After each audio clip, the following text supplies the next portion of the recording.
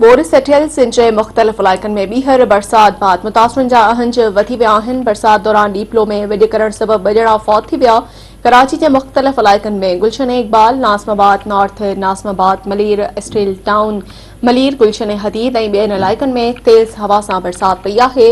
हैदराबाद शहर ऐं उन जे भरपासनि वारनि इलाइक़नि में बि किथे तेज़ त किथे हल्की बरसात जो सिलसिलो वक़्फ़े वक़्फ़े सां जारी आहे।